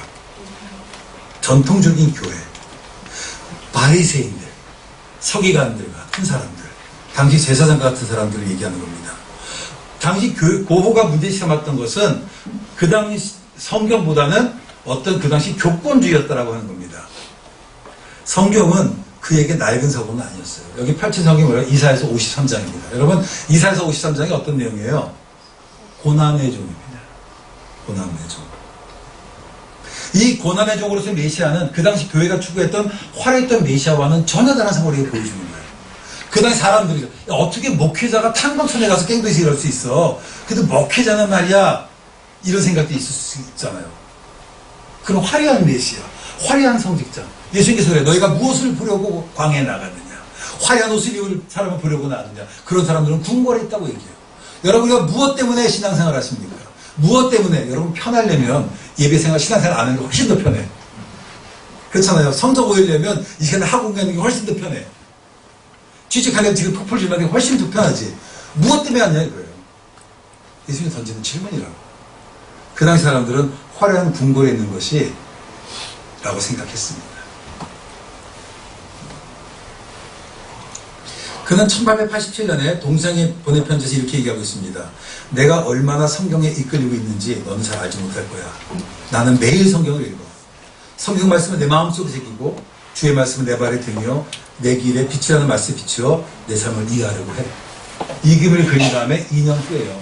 이 말은 뭐냐면 앞에서 대부분의 비평가들이 얘기했던 것처럼 이 그림이 고호가 기독교를 떠나서 모든 것을 전해줬다는 것이 잘못된 걸 보여주는 겁니다. 이해가 되시죠? 그럼 고호가 왜 하필이면 에밀 졸라의 소설을 그렸느냐? 여러분 집에 가셔서 에밀 졸라의 삶의 기쁨이라는 것을 검색해 보시면 2명 정도가 이 소설을 정리한 게 있어요. 좀 보실 필요가 있습니다. 이 주인공인 폴린 퀸이라고 하는 사람이 있는데 이 아이가 부모가 막대한 재산을 남기고 죽어요. 그래서 다른 집에 가서 이제 입양은 아니죠. 그러니까 이제 후견인으로 가는데 후견이 사기친 이 아이 재산을 다 뺏어버립니다. 그러니까 이 아이가 비참하게 살아가는 거예요. 그런데 이 아이가 자라나면서 자기를 그토록 괴롭혔던 이 모든 사람들을 용서해줘요. 그리고 그 마을에 성자처럼 살아갑니다. 메시지가 어때 지금요? 비슷한 메시지죠. 그러니까 이 둘을 함께 괴롭힌 건 뭘까요? 결국은 이사야서 53장도 고난받는 자 타인을 위해서 그리고 for others 타인을 위해서 자기를 희생하고 용서했던 이 폴린이라고 하는 여자 같은 메시지를 전한다는 거죠. 리플레이스먼트나 서플리먼트가 아니라 어쩌면 둘 다 same direction으로 가고 있다는 것을 얘기하고 싶었던 것 같아요. 따라주셔서 고맙습니다. 참, 제 용기가 확 되네. 제가 이번에 강의 준비하면서 이것을 좀 발견하고 나서 이번에 4월달에 이거로 논문 발표하려고요. 여러분 덕분에. 네? 고흐는 이 책에서 죄로 물든 인간에 대한 어떤 incarnate Christ, 성육화된 어떤 사람을 본 거죠. 고흐가 성경에 있는 정보를 그리기 2년 전에 이 소설을 읽어요. 그리고 자기 동생 태호에게 편지에서 뭐라고 그러냐면 태호야, 졸라의 소설을 말이 이상한데 하여튼 에밀 졸라의 소설을 나는 많이 읽어라. 이 소설은 참으로 좋은 책이다. 참 요즘 아이들 말고 너무 그래가지고 어쨌든 졸라의 소설은 가능하면 자주 읽으라고 권면을 합니다. 그의 글은 make things clear라고 돼 있어요. 그 우리말로 번역해 너무 그쵸, 이게 애매해. 그러니까 여러분 그 미션이라는 영화를 보면요, 이제 스페인의 대주교가 원주민을 이제 왕으로부터 다 죽이라는 명령을 받아요. 근데 거기는 예수의 선교사들이 얘기하는 거예요. 이 사람들 크리스천 아니냐, 죽이면 어떡하겠느냐. 그러니까 이제 이쪽에 있으니까 도시에서 당신 하나님 인생을 못 듣는다. 그러니까 산으로 가자. Make things clear. 그러면 네 모든 것들이 분명히 보일 것이다. 그러니까 고흐는 이 졸라의 소설을 보면, 이 소설을 보면서 그걸 깨달았단 거예요. 삶의 기쁨, 이 제목이 재밌잖아요. 여러분, 기쁨이 어디서 오느냐? 그거는 by giving ourselves to others. 내 자신을 다른 줌을 줘서 얻어지는 것이다. 고흐는 자기 여동생 빌헬미나에게 그 같은 이렇게 편지를 씁니다. 나는 요즘 내가 다른 사람들보다 성경을 더 꼼꼼히 읽는 것을 다행스럽게 여겨. 오래된 것이 아름답다고 생각하기에. 다시 이제 앞에서는 오래된 것이 별거 아니라다가 아름답다고 얘기하지. 그러니까 앞에 있는 오래된 것은 뭐냐? 인습에 사로잡힌 교회인 거예요. 그 여기서 말하는 오래된 건 뭘까요? 그건 바로 The Bible, 성경을 이야기하는 겁니다. 오래된 것이 아름답다고 생각하기에 나는 새로운 것들은 그보다 더 아름다워야 된다. 만약에 예수님께서 그렇게 사셨다면 오늘 우리가 살아가는 이 시대는 그보다 더 아름답고 더 좋아야 되고 그 시대를 만들기 위해서 우리는 그 소명을 가지고 살아야 돼. 이 얘기라는 거예요. 근데 그 시대 사람들은 그러지 못했습니다. 자기의 부와 자기의 명예와 이익을 위해서 고갱이처럼 누군가를 이용하고 누군가를 짓밟고 희생시키는 그런 삶을 살고 있었습니다. 더불어 살아가는 거 안 했었어요.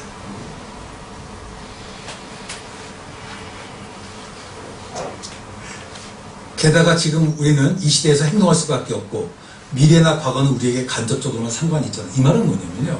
성경이 있는데 이 성경이 우리에게 직접적으로 이 시대를 어떻게 바꾸지 못하니까 간접적으로 누구를 통해서? 나를 통해서. 그러니까 나는 행동할 수밖에 없지 않나. 이 말을 표현하는 겁니다.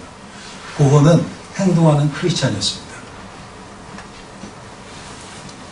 그것이 그의 사명이었습니다. 여기서 저는 고흐의 관심이 성경을 통해서 오늘의 문제에 대한 해답을 찾는 데 있었다고 생각이 들어요. 그리고 고흐의 그림은 그것의 반영입니다. 제가 다른 그림을 다 보여드리기 위해서 너무 죄송하지만 한번 여러분들이 이런 관점 속에서 고흐의 그림을 다시 보세요. 이렇게 설명하는 책들은 없습니다. 다시 보시면 보이기 시작할 거예요. 노력을 해보시기를 바랍니다. 따라서 성경 중앙에 커다란 화면 중앙에 커다란 성경이 있는 것은 뭐냐? 그것은 바로 영속적인 진리예요. 그러니까 크게 있는 거예요. 영속적인 진리. 오늘 이 시대에. 그러면서 동시에 작게 그려진 에미둘러의 소설은 뭘까? 그건 자기의 소명인 거죠. 이 진리, 옛것. 이것이 우리에게 간접적으로 역사한다면. 그쵸? 이해가 되십니까? 좀 길고 좀 학술적으로 왔지만 사람들에게 보편적으로 익숙해져 있는 거 아니라 제가 논리적인 근거를 설명했습니다. 고흐를 이해하는 저는 아주 대표적인 작품이다라고 저는 생각이 들어요. 고흐가 성직자로서 그리고 화가로서 추구했던 것은 뭐냐? 그것은 소외받고 고통받는 사람에 대한 치유였습니다. 그가 거부한 것은 그의 순수한 열정을 이해하지 못했던 그리고 고백과 삶이 일치하지 않았던 그런 교회였습니다. 성경은 그가 평생도록 영감받은 책이었습니다. 그는 살아생전에 그토록 추구하던 성경과 그림에서 성공적인 삶을 살지 못했어요. 그러나 성경과 예수에 대한 그 삶의 추구는 사람들에게 많은 감동을 주고 있습니다. 많은 사람들이 그림 얘기하는데 저는 이제 성경을 좀 얘기하려고 해요. 사람들한테. 그래서 실제로 목사님들은 되게 고흐를 좋게 안 봐요. 자살했다는 얘기 때문에, 빗자 같다는 얘기 때문에. 지난번에는 우리 신 목사님 때문에 깜짝 놀랐어요. 고흐 그림을 좋아한다고 그래서 야 정말 센스 있다. 정말 대단한 예지력이다.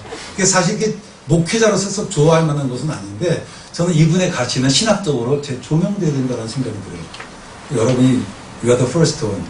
여러분 그 말을 처음 들은 사람입니다. 그의 앞에 늘 두 개의 길이 있었어요. 성경과 세상, 성직자와 화가, 절망과 희망, 죽음과 삶. 사람들은 그를 미쳤다고 얘기합니다. 하지만 고흐는 이 둘, 성경과 세상을, 절망과 희망을, 죽음과 삶을 다 하나로 연결시켜줬어요. 여러분 고흐가 맨 마지막이 되게 그림 화려하잖아요. 예, 왜 그런 줄 아세요? 어떤 사람은 고흐가 안질이 걸려서 색감각이 없었다. 무식하면 무슨 말을 못해. 여러분 그럼 고흐의 삶을 보시면 고흐가 앞에 그림이 어두웠다고 그랬잖아요. 그럼 탄광에 있는 사람이 뭐가 제일 그립겠어요? 빛이겠지. 그들의 갈망이 자기 안에 있었던 거예요. 그래서 남부지역 그것을 굉장히 강하게 표현합니다. 그것은 자기가 아니라 그 사람들의 입장에서 세상을 보고자 했던 거예요. 전 똑같은 걸 봐도 참 믿음이 없으면 왜 그렇게 보나는 생각이 들어요. 물론 그 사람들한테 그러겠지. 헬리나우는 고흐를 상처 입은 치유자라고 얘기합니다. 그의 말처럼 고흐는 연민의 마음으로 서민들에게 다가가 그들을 취할 수 있는 새로운 예술을 추구하고자 자기를 불사름하고요. 안타깝게도 자살을 했습니다. 그건 왜 그러냐면 19세기 사람들의 이 지식인들에 대한 잘못된 것이 있어요. 뭐냐면 자살이라고 하는 것이 인간이 자기 생활을 가장 의미 있게 하는 것이라고 하는 그 잘못된 생각들이 좀 있었어요. 영향을 받은 거기는 해요. 근데 뭐 그거는 뭐 누구나 완전하겠습니다. 그렇죠?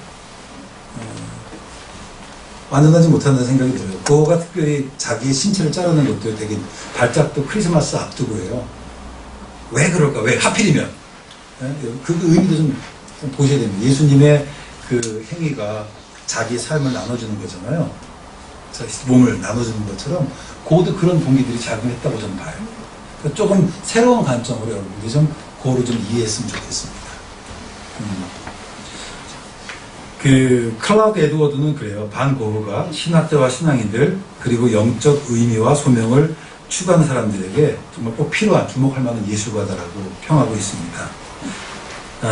유진 피터슨도 그렇습니다. 고흐는 위대한 영적인 지도자 가운데 한 사람이다. 마이어 사피르라고 하는 사람이 이렇게 얘기합니다. 무엇보다 중요한 것은 반 고흐가 이 모든 포부와 고뇌를 예술로 승화시켜 자신이 깊이 체험한 자아 변화와 영적 구원의 수단으로서 예술을 보여준 첫 본보기가 되었다는 것이다. 자, 이제 우리 얘기 좀 해야 될 것 같아요. 자, 지금 두 사람을 비교를 했어요. 같은 시대에 살았습니다. 공통점이 굉장히 많은 사람이었고 동시에 다른 점도 많았습니다. 고흐가 그 아르레에 있으면서 성경을 주제로 그림을 3개를 그렸어요. 여러분 네이버에서 검색하시면 고갱도 똑같은 그림을 3개를 그렸습니다. 한번 비교해 보세요. 두 그림이 얼마나 다른지. 거기에서 예수님은 늘 고갱은 누구 계세요? 얼굴이? 자기 얼굴이야. 보셔야 돼요, 그거를. 그리고 그러면 두 그림이 전해지는 메시지가 얼마나 다른지. 그리고 또 보시는 건 몇 년도에 이 그림이 그렸는지 보세요. 그리고 그때 어떤 일이 일어났는지. 이게 그림을 해석하는 중요한 도구예요. 그러시면 고갱은 제가 설명하지 않지만 여러분 많은 것들을 얻을 수 있을 겁니다. 저는 두 사람을 봅니다. 이 시대에 필요한 사람이 어떤 사람일까? 어떤 사람일까? 저는 그와 같은 정말 사람에 대한 연민을 가진 사람이 됐으면 좋겠어요. 오늘 한국교회, 오늘 3.1절 기념주일 아닙니까? 그쵸? 지금 1900년도 19년에, 그쵸? 1919년 3월 1일, 뭐 대략 한 100여 년 전이죠? 100여 년 전에 이 땅에 정말 불을 밝힌 사건입니다.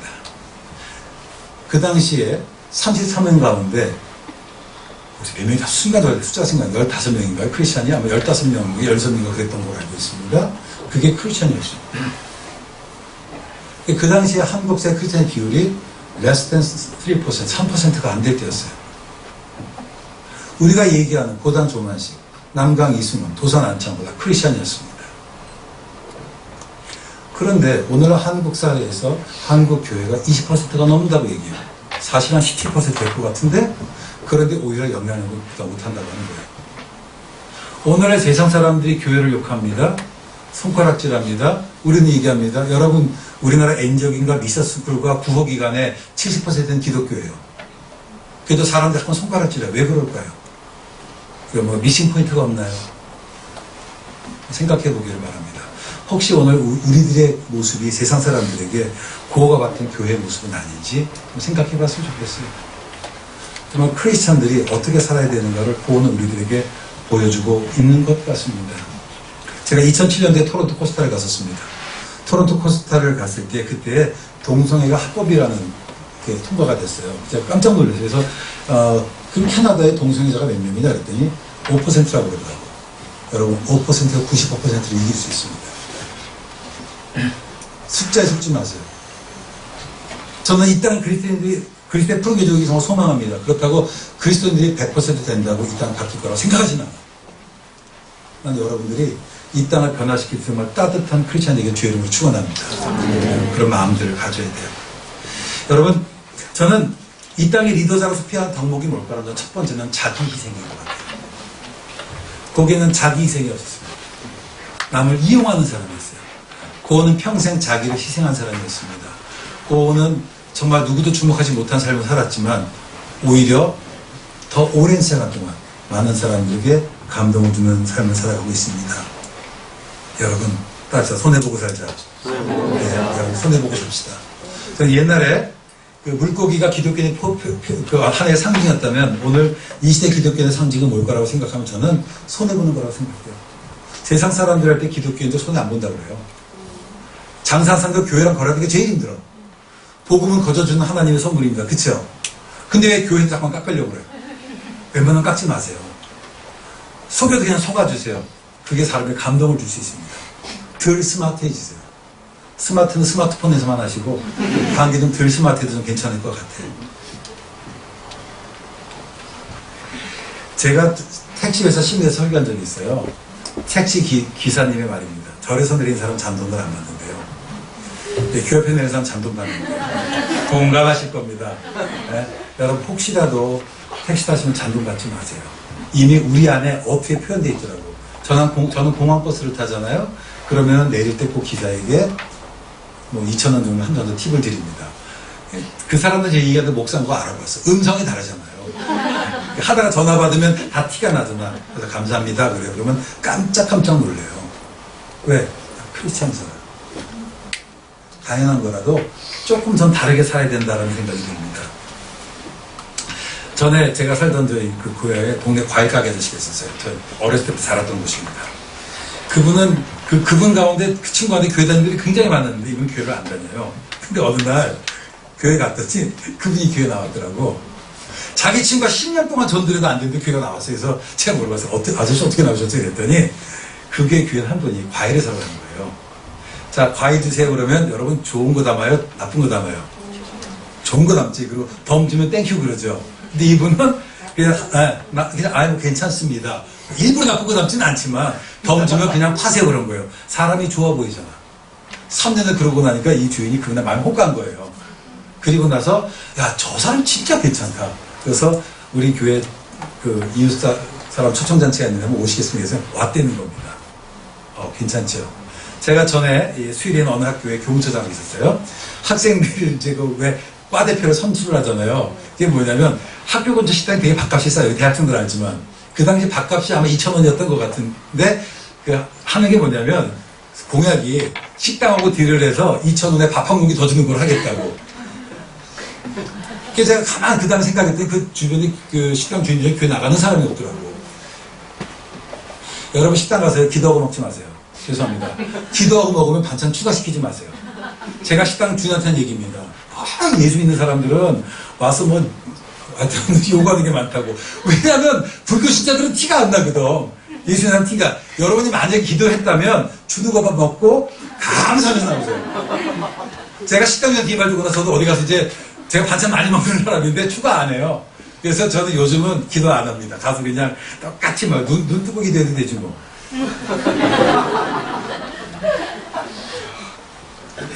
여러분 상대편 입장에 생각해요. 남에게 대접받고자 하는 남을 대접하라. 이것이 율법이요 선지자다.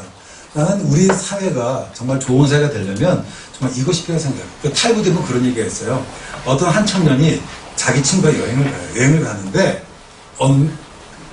이제 여행 가면 배고프잖아요. 주렁주렁 달린 과일을 본 거예요. 여러분한테 어떻게 하겠어요? 할렐루야지 뭐 따먹지 않겠어요? 오죽 하면 산에 도토리 따지 마세요. 다람쥐가 죽어 있잖아요. 여러분 산에 있는 도토리 하면 여러분 거예요? 남의 거예요? 남의 거지. 여러분이 나무 심었어? 안 심었잖아요. 그런데 그러고 하지 마세요. 그거. 하면 안 되는 거라고. 그러니까 사람들이 할렐루야 다 따먹은 거야. 제가 2007년도에 저희 아내랑 아이들이 영국에 있을 때 저희 학생들이 유럽 종교경치 탐방을 했어요. 하고서 캠브리지에 가서 저희 사는 동네가 체리 힌턴이라는 거예요. 체리 힌턴. 체리가 많은 동네입니다. 저녁에 했더니 집사람하고 동네 그 사모님들이 체리를 이만큼 가져온 거예요. 영국도 체리 비싸요. 그래서 어떻게 된 거냐 그랬더니 따왔대. 너는 담장 너머로 뻗어야 그래서 눈치 봐서 그 전날 저녁에 땄대는 거예요. 얼마나 창피한지. 서양 사람들은요 사과 안 따먹어. 길거리에서도. 우린 다 따먹잖아. 그러니까 이제 사람들이 그걸 따먹는데 이 친구는 안 따먹은 거예요. 그리고 나서 가다가 우연히 땅에 떨어진 빵 부대를 본 거예요. 아이들이, 친구들이 야 물어보는데 이 친구가 안 먹으니까 물어본 거야. 너 왜 그러냐 그랬더니 라삐가 나한테 얘기했다. 내가 당하기 싫은 건 남에게 부고하지 말라고. 여러분 집에 있는 과일 누가 따먹으면 기분 나빠 안 나빠? 나쁘지. 제 지갑이 있는데 이 지갑에 9만 원 정도가 있어요. 놓고 갈 때 있잖아요. 이거 누구 가져가면 좋아요 싫어요? 어떤 사람이 지도자가 돼야 될까요? 상대방 입장에 상관합니다. 정말 중요한 겁니다. 우리는 내 거 내 거고 임잡수면 내 거라는 생각이 있어요. 여러분 대학생들 카페 가면 땅콩들 있죠? 강냉이 없어요? 있어요. 먹지 마세요. 큰일 납니다. 대한민국 남자 70%는 화장실 갔다 손 안 닦고 나와요. 모르시죠? 자매들 손 안 닦고 나와. 그러면 그 수많은 점들을 내가 이 점 저 점을 먹어야 되는데 그걸 어떻게 하려고. 여성분들 특별히 그렇게 먹는데 이쁜 아가씨들이 그러지 마세요. 공짜 줘다 병 걸립니다. 제가 이제 호주에 오신 선교사님하고 그 동안교 김영준 목사님하고 몇 년 전에 이제 압구정동에는 어디 가서 음식을 먹었어요. 그리고 이제 화장실을 갔어요. 화장실을 가고서 이제 이렇게 다 나와서 손을 씻는데 이분은 호주 선교사잖아요. 호주에 살았잖아 오랫동안. 손을 안 씻더라고. 그래서 아니 왜 손을 안 씻어요 그랬더니 하하 웃으면서 서양 사람들이야 포크 나이프로 먹으니까 손 안 씻어도 아니 손으로 먹으니까 손을 씻어야 되지만 나는 젓가락으로 먹잖아 이러더라고. 내가 그랬어요. 선교사님 손은 나를 위해서 씻는 게 아니라 남을 위해서 씻는 거라고. 이해가 되면 할 수 없고. 저는 그래서 이게 식당 가잖아요. 저는 손 씻고 나서 약간 결벽쳐서 이 문고리 손으로 안 열어요. 모르잖아. 내가 아무리 스쳐도. 믿지 마세요. 내 남자를 믿지 마세요. 와서 이쁘다 얼굴 만지는 거 좋아하지 마. 부모님만 만지게 해. 여러분 무엇이 남에게 대접받고자 하든 너희도 남을 대접하라. 이것이 율법이야 선지자. 이거는 상대편의 입장에서 생각하는 거예요. 저는 고우가 그랬던 거예요. 고통받는 사람의 입장, 램스게이트에 있는 그 학생들의 부모의 입장, 항공차에 있는 사람들의 입장에서 생각했어요. 고우의 위대함은 거기에 있는 것 같아요. 저는 여행을 참 많이 하는 편인데요. 여행을 하다 발견하는 특징은 뭐냐면 선진국과 후진국의 차이가 있어요. 그게 뭐냐면 선진국은 상대편 입장을 생각해. 후진국은 자기 입장에서. 예를 들어서 운전하시는 분이 계시죠. 남자 집사님들. 운전하실 때 앞에 차가 빨리 안 가. 그러면 여러분 어떻게 하세요? 가만히 있으세요? 어떻게 하세요? 깜빡깜빡 그러죠. 제가 영국 경험을 얘기하겠습니다. 저녁에 가는데 외길이에요. 외길에 저쪽하고 저 차가 딱 마주친 거예요. 영어도 못하지 장소도 낯설지. 제가 그 자리에 딱 섰어요. 오라고 지나가라고. 근데 저 차가 안 오더라고. 그래서 제가 정말 인내를 가지고 참았어요. 저 차가 또 안 움직여. 그랬더니 깜빡깜빡거려. 올라오잖아요. 내가 참았는데 지가 왜 깜빡거려.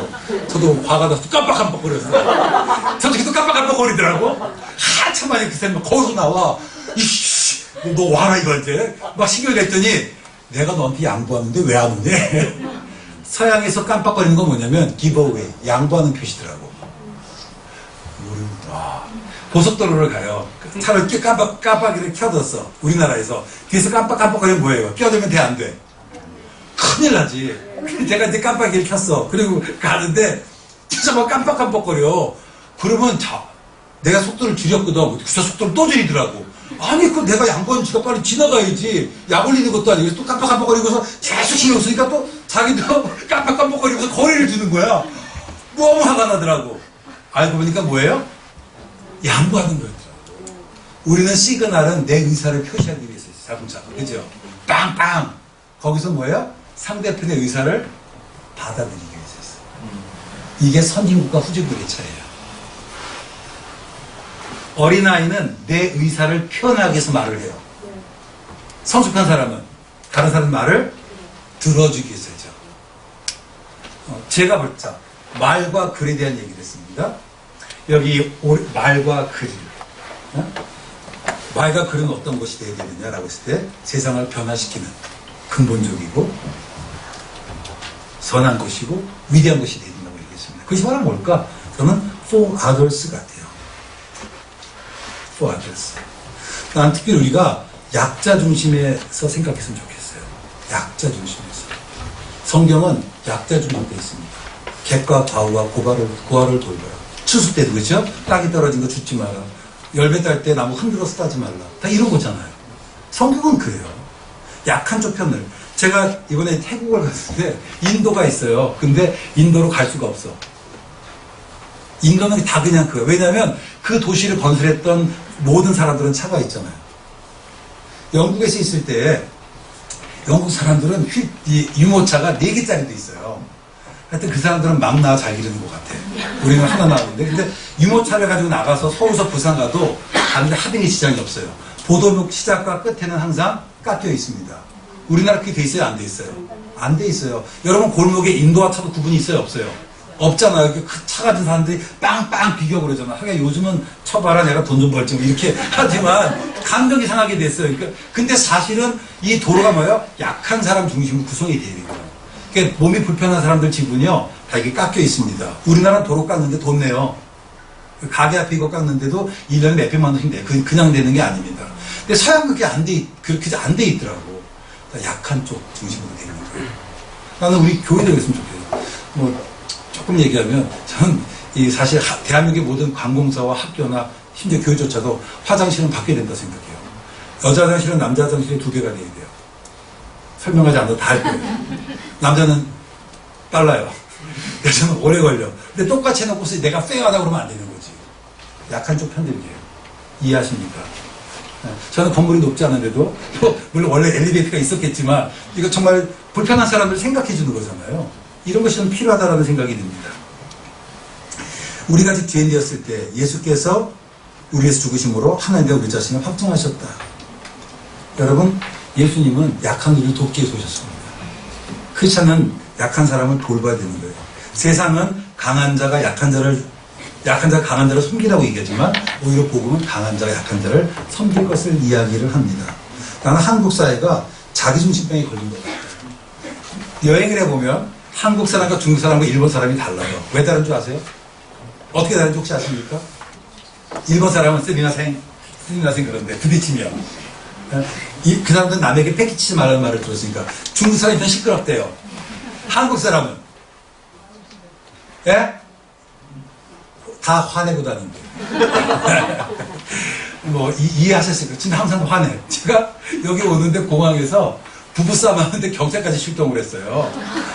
창피하더라고요. 정말 죄송합니다. 속으로 저 같은 감옥에 가서 일주일 고생을 하야 된다고 막 1시간을 싸우는 거고 그래서 막 너무 창피해. 한국 사람들 왜 화날까? 자기 뜻대로 안 되니까. 그죠? 그럼 왜 가이드가 필요해? 가이드가 뭐예요? 내가 모르는 네가 필요한 거잖아. 근데 가이드가 불만이야. 그러니까 막 인상만 쓰고 다니고 있어. 이해가 되십니까?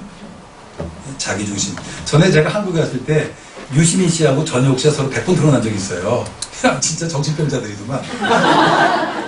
왜냐면 무슨 이슈를 얘기하는데 유시민 씨는 전혁 씨가 무슨 얘기를 하든 자기 얘기를 해. 그리고 전혁 씨도 무슨 얘기 자기 얘기를 하고 서로 얘기하면 이러고 있더라고. 미친 사람들이지? 그쵸? 그러니까 자기 얘기만 해요. 한국 사회 지금. 이층 여고, 야고. 위고, 아래고. 다 자기 얘기밖에 없잖아요. 이 시대 리더가 되려면 뭐예요? 상대편 중심으로. 여러분 전자랜드에 이현우라는 선수가 작년에 이슈가 있었어요. 그게 뭐냐면 자기 딸하고 함께. 이 사람이 프로농구의 대표적인 성실맨이라고 해요. 딸하고 놀이터 갔는데 중학생들이 담배를 피우고 있었다는 거예요. 그래서 나무랬더니 부모로부터 검찰에 취소됐어요. 그 부모한테 100배 빌고서 고소 취하를 했어요. 이게 뭐예요? 내 자식이면 무조건 보호받아야 되는 막가퍼식이잖아요. 이 사회가 그래. 정말 저는 교회도 크게 다르지 않은 것 같아요. 크리스찬도 크게 다르지 않은 것 같아요. 아예 한쪽 귀와 눈을 가로막고 사는 것 같더라고요. 이런 교회가 무슨 희망을 있겠어요? 그 똑같은 타이티라고 하는 어쩌면 고객이 직시했던 삶의 현실은 그와 크게 다르지 않다고. 근데 자기중심으로 보는 거야, 자기중심으로. 그런 사람이 무슨 희망을 줄 수 있겠습니까? 우리는 자기중심적에 대한 욕구를 벗어버리고 상대편의 관점에서 그래야 우리가 비로소 공동체적 나눔이 가능하게 됩니다. 너희가 이 마음을 품으라. 곧 그리스도 예수의 마음이니 그는 그만 하나님의 본체시나 하나님과 동등함을 취할 것으로 여기지 아니하시고 오히려 자기 몸을 비워 종형체를 가져 사람들같이 되셨고 사람의 모양으로 나타나시며 자기를 낮추시며 죽기까지 복종하셨으니 곧 십자가에 죽으시니라. 예수께서 보여주신 본이 뭐예요? 예수의 마음이 뭡니까? 낮아짐입니다. 오늘 강의를 좀 정리할 때가 됐어요. 여러분, 이 시대에 필요한 리더십은 뭘까? 저는 자기 희생인 것 같습니다. 사람들에 대한 연민인 것 같습니다. 우리 그렇게 한번 살아봅시다. 이 땅에 좋은 세상 만들어 봅시다. 저는 여러분들이 꼭 기독교 개혁, 난 이런 데들 들어갈 필요 없다고 생각이 들어요. 딱 기독교 교사나 뭐 그렇게 안 해서는 없다고 생각해요. 세상 속에서 빛으로 소금으로 살아갑시다. 그래야 이 세상이 변화될 수 있습니다.